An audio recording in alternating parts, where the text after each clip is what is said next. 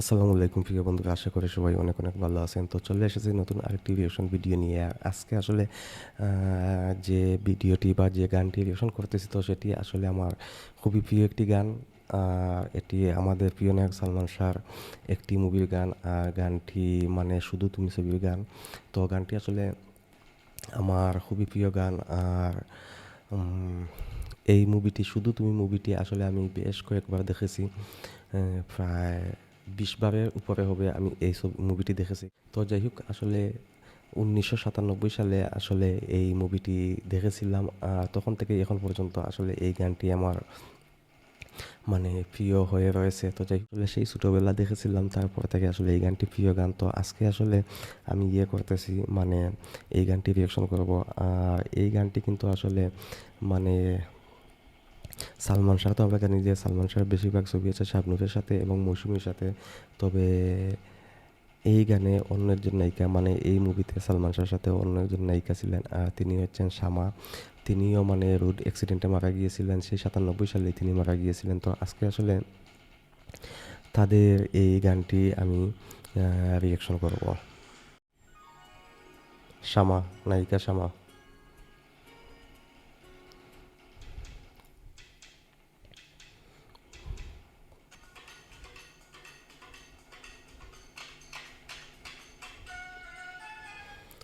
গানের শুরুতে আসলে একটু দেখে নিই যে আসলে এই গানে কলাকুশলী কারা আছেন। তো গানটা গান তো আমরা জানি যে এই নির্জন নিরালায় নিঝুম বনে।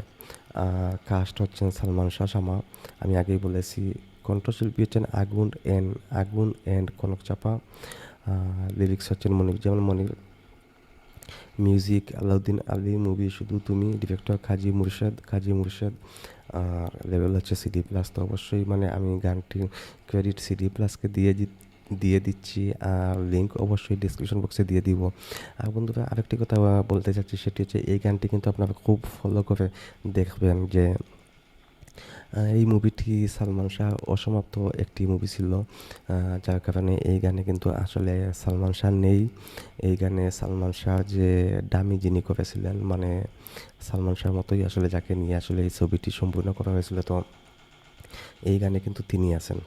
তো গানটা যদি আপনারা ভালোভাবে দেখেন তাহলে অবশ্যই সেটা ধরতে পারবেন। তবে খুব কৌশলে করা হয়েছে, যার কারণে আসলে মানে আমার কাছে মনে হয় যে মানে এত সহজে সবাই দৌড়াতে পারবেন না। তো যাই হোক, আসলে আমাদের নায়ক সালমান শাহ তিনি অকালে হারিয়ে গিয়েছিলেন, যার কারণে আসলে এভাবে বিভিন্ন কয়েকটি ছবি, যেমন আমরা জানি যে বুকের ভিতর আগুন ছবিটি কিন্তু নায়ক ফেরদৌসকে দিয়ে কিন্তু কমপ্লিট করা হয়েছিল। তো যাই হোক, আমি আর কথা বলাচ্ছি না, চলুন আমরা গানটি। শামা, আসলে শামাকে নিয়ে খুব আক্ষেপ করতে হয়। শামাও কিন্তু আসলে খুব অল্প বয়সে মারা গিয়েছেন। আর আরেকটি কথা আমি বলছিলাম যে এই ছবির যে আছেন, নায়ক যিনি আছেন, তো আপনারা একটা জিনিস লক্ষ্য করবেন যে তাকে কিন্তু আসলে ক্লোজভাবে, মানে ক্লোজ শট বলতে খুব কাছাকাছি মানে ক্যামেরা এনে কিন্তু তাকে ধরা হয় নাই। দূর থেকে মনে হচ্ছে যে আসলে সালমান শাহ মানে এই গানে অংশগ্রহণ করেছেন। তো কাজী মুর্শেদ খুব কৌশলে কিন্তু এই কাজটি করেছেন।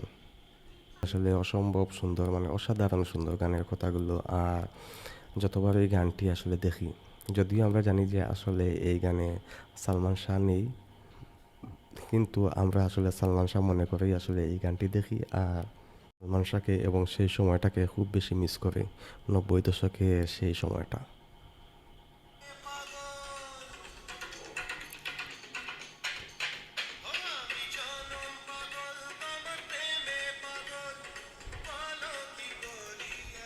কস্টিউমটা কিন্তু সালমান শাহর মতোই করে করা হয়েছে। তুমি আমি দুজন।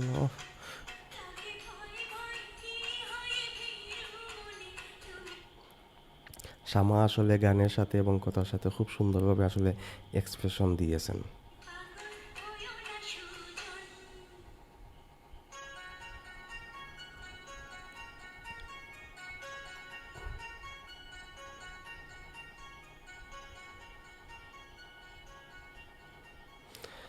তো যাই হোক বন্ধুরা, আসলে আমরা খুবই সুন্দর এই গানটি দেখে নিলাম। তবে আমি এখানে আপনাদের কাছে একটি প্রশ্ন করতেছি, আর সেটি হচ্ছে আসলে নায়িকা শামার কথা আপনাদের কার কার মনে আছে কমেন্টের মাধ্যমে জানাবেন। এবং আসলে শুধু তুমি ছবিটি কে কে দেখেছেন সেটিও কমেন্টের মাধ্যমে জানাবেন। আর শামাকে কেমন লাগতো সেটিও কমেন্টের মাধ্যমে জানাবেন। আর আমার আসলে খুবই প্রিয় একটি ছবি, শামাকেও ভালো লেগেছে এবং শামা এই একটি ছবি করে, আর ছবি করেছেন কিনা জানি না, তবে এই একটি ছবি করেই তিনি আসলে আমাদের প্রিয় অভিনেত্রী হয়ে রয়েছেন। আর সালমান শাহর কথা তো বলার কোনো প্রয়োজনই নাই। তো যাই হোক, আসলে আজকের ভিডিওটি এখন পর্যন্তই। দেখা হচ্ছে নেক্সট রিঅ্যাকশন ভিডিওতে। সেই পর্যন্ত আপনারা সবাই ভালো থাকুন, সুস্থ থাকুন। আল্লাহ হাফিজ।